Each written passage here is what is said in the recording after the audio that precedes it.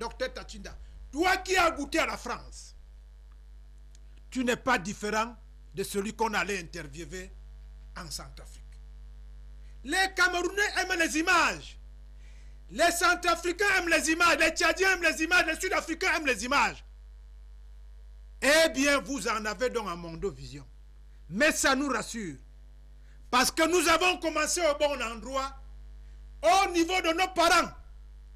Transition séculaire et historique entre le tirailleur sénégalais et Mbandakani, Docteur Tachinda et Moumou. Nos parents chefs d'État. La Centrafrique aujourd'hui, je le confesse à Mondovision, devient le deuxième laboratoire panafricain parce que le premier c'était la Côte d'Ivoire. Nous confessons à partir d'aujourd'hui que tous nos efforts vont se concentrer, et nous le disons en face du monde entier, à la France, que le combat que nous avons gagné en Côte d'Ivoire, nous le considérons comme une base de lancement pour la croisade mondiale et panafricaine contre l'iniquité internationale, le vol, le mensonge, la cupidité. Je le confesse ici, que le message envoyé par Sani Yado concerne les gens qui gèrent le port de Douala, concerne les gens qui se préparent à remplacer Ouattara en Côte d'Ivoire, concerne tous nos petits frères qui sont allés en France apprendre à lire le bois au bois, qui marchent sous le soleil, sous la neige, sans là où dormir, insultent leur chef d'État, nous insultent nos partenaires de la même génération. Voilà un milliardaire qui vit dans un pays en pleine guerre et qui est fier.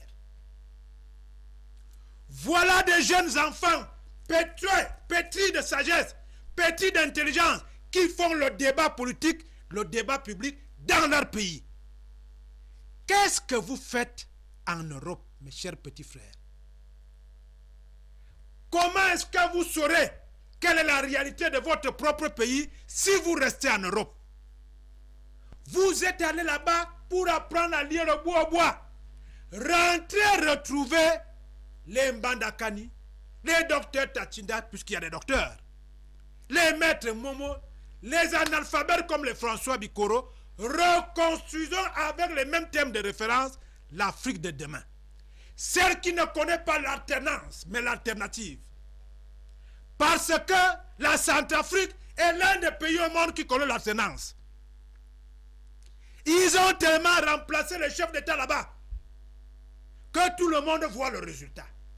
Et pour une fois que un chef d'État décide de dire le premier mandat était de rassurer les Centrafricains qu'ils peuvent vivre ensemble. Comment un frère qui est tombé dans le pied de l'élection en plein pays qui est en guerre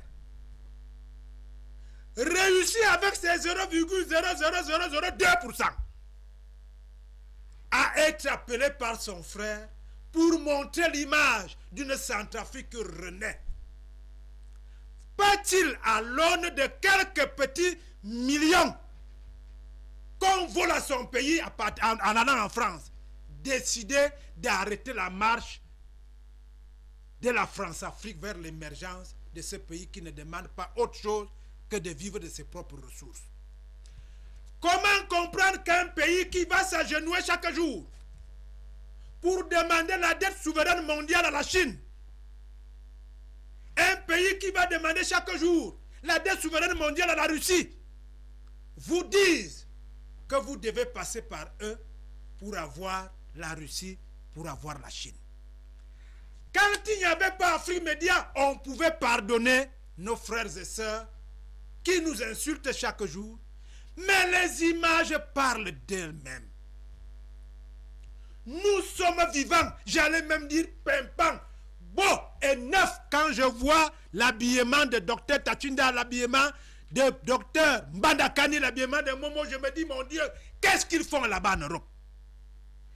Je ne veux plus entendre des gens qui font des débats sur les cultures des autres. Des gens qui vous disent, nous sommes en Allemagne pour dire que l'anglophonie doit s'installer au Cameroun. Je ne veux pas les gens qui font la culture des autres pour dire que les judéo-chrétiens doivent combattre avec les arabo-musulmans. Voilà l'image dont nous avons besoin. Et je termine par là. Parce que le mal de l'Afrique, ce sont ses propres enfants.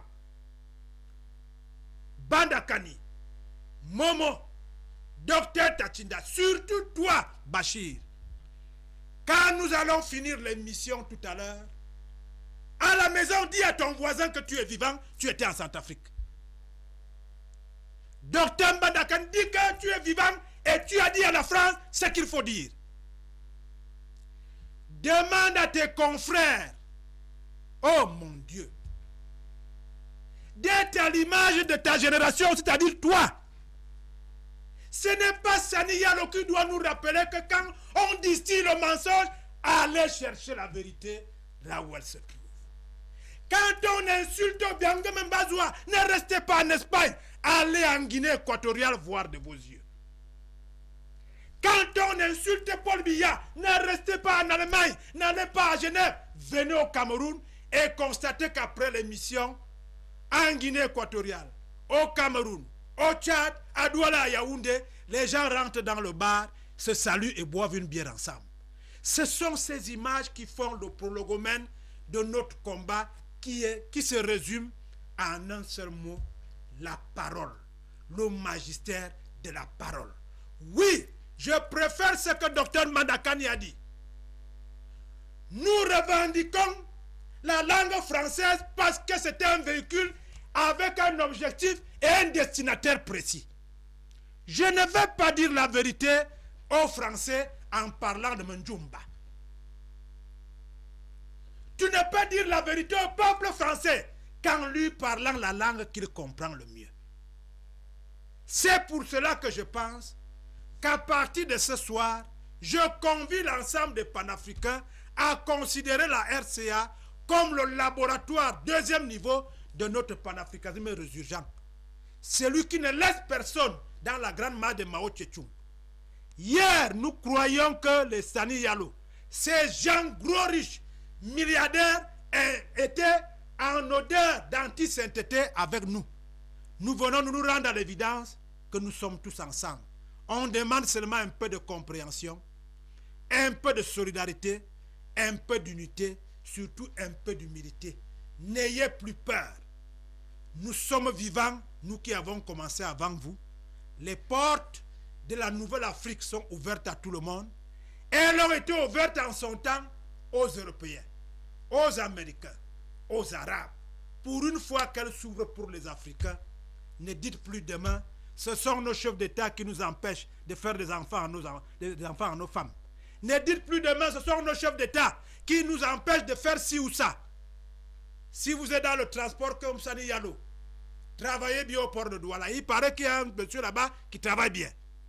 Si vous êtes journaliste comme vous, dites à vos confrères de ne plus recopier Agence France Presse, de ne plus recopier France 24, de ne plus recopier tous les journaux parce qu'eux-mêmes doivent renseigner les Européens sur ce que nous sommes. C'est le message que l'analphabète panafricain est venu vous dire aujourd'hui, parce qu'on dit toujours l'occasion fait le larron. Nous avons aujourd'hui eu un exemple. Nous avons sur le plateau des exemplaires. Il faut maintenant construire l'exemplarité qui, elle, concerne tous les enfants du continent. Je vous salue. Merci François.